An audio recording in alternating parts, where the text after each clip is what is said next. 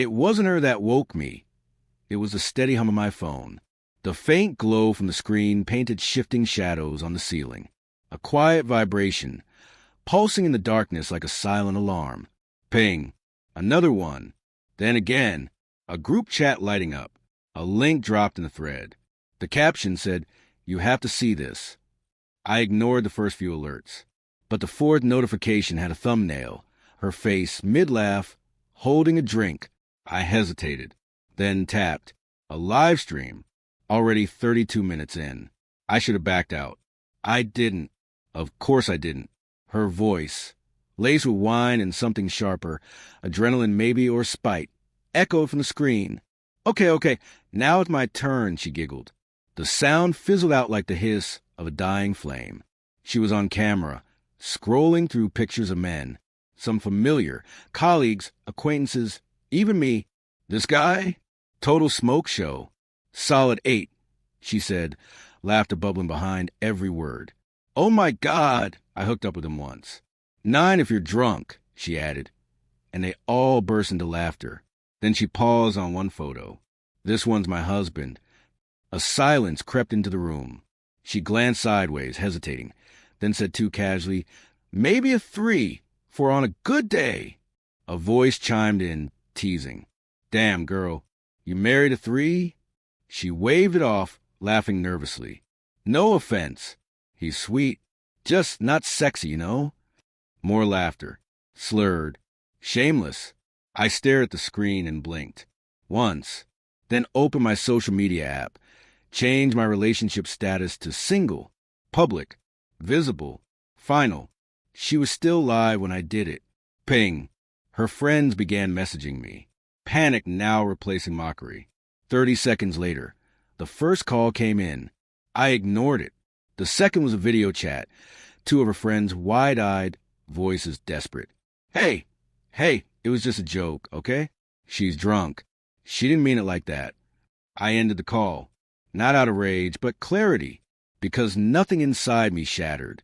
Something shifted, like a long-locked door finally creaking open, and a chill crawling into the hollow space where trust used to live. I thought back, the subtle signs. How she'd started putting her phone face down. The sudden passwords. How laughter with me faded, but with others, at dinners, parties, she beamed louder, brighter. There was a night, weeks back. She was in bed, taking a selfie, said it was for work.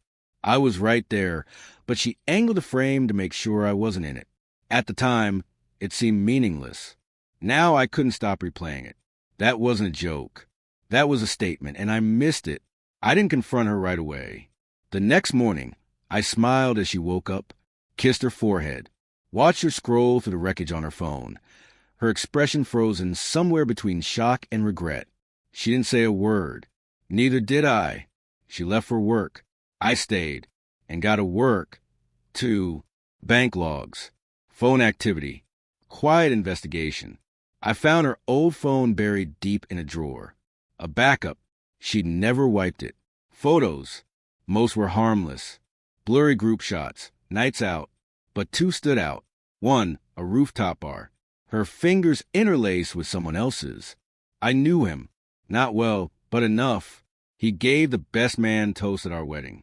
I saved that picture. Emailed it to myself. Then the second one. A hotel room. Same guy.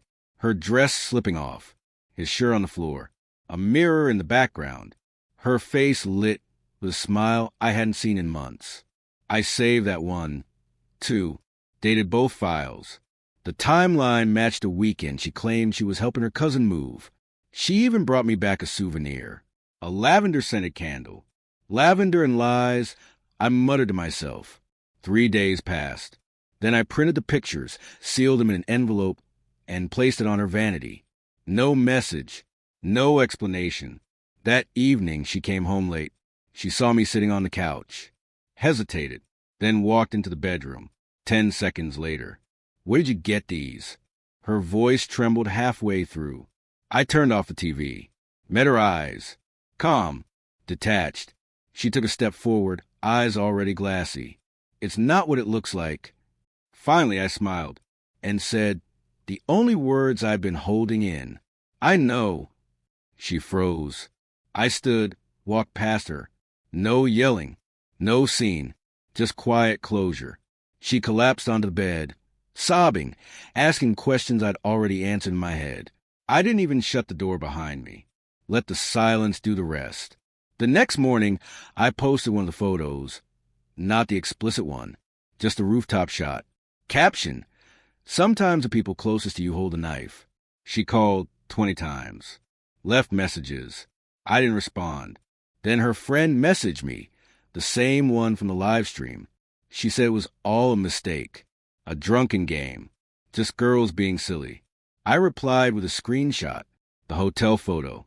Underneath, I typed, "Drunk doesn't unzip someone else's pants." Then I blocked them all.